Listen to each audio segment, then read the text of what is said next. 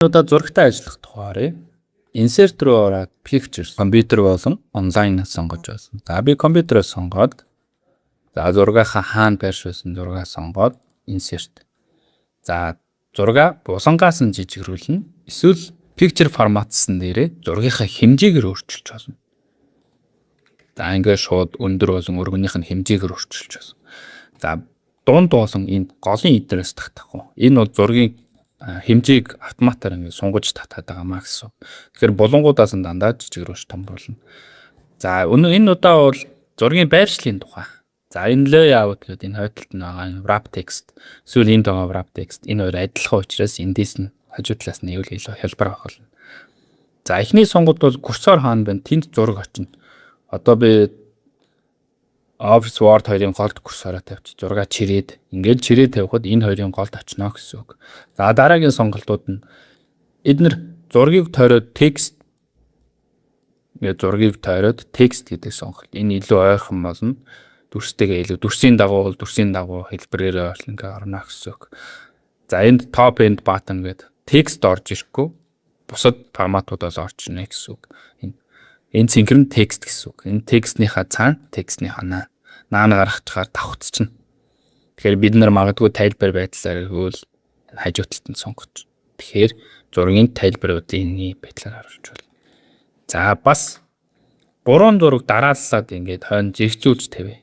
За 2 төрлийн аргаар байдаг. Би бол магадгүй заримдаа хүснэгт ажилладаг. Хүснэгтэн дээрээ зураг байршуулж гэсэн.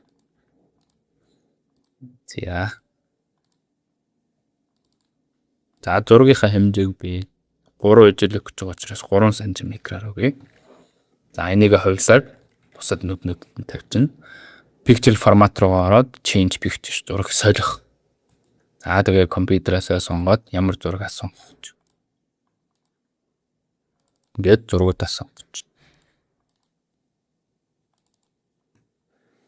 За дээд булан дээр нь дараад хүснэгтийнхаа layout дундаа. Тэгэхээр энэ яг голлоо. Энэ хүсний нүднүүдийн яг гол байхчна гэсэн. Дараа нь хүрээгээ нөө бордор болгочдөг. Тэгэхээр хялбар байдлаар ерөөсө хэмжээг алдахгүй, өргөн хөндрөө алдахгүй, хоромдын зайгаа алдахгүй байдлаар зургаа өөрчилж болно. За дараагийн нэг арга нь бас. Би энэ 3 зургаа гуруулсан дахиад ашиглаж байна. За хойно энэ top and bottom гэсэн. Энэ нь яаж яах вэ? Энэ зургнууд форматаараа ижил төвшөнд эсвэл бүх зургнууд бол давцаад орчино. За яг эхлэл нь хаана байна? Энд байна ч юм уу. Эсвэл эндээс энэний хооронд байх ёстой ч гэдэг юм уу. Энэ 3 зургаа гуруулсан гинэгээ сонгож shift-ээ дараад. За тэгээ picture формат дээр дараад зэрэгцүүлэлт хийж. Дээрээ зэрэгцэн. Тэгээд гол хоорондын зайгаа ижил төвшин. За энийг групп хийчих юм бол хамтдаа нэг хөдлөөд магадгүй байршаас ойлгоход нэг ингэж хөдлөөд явна гэсэн үг. За ийм 3 төрлийн аргаар хийж болно. Энэ зургаа хойшлуулсан ч бол хойшлуул. Дахиад зэрэгцүүлэлтээ хийгээл дээрээ ч юм уу. За тэгээд гол хоорондын зай. Тэгэхээр энэ хоорондын зай ижил болно гэсэн үг.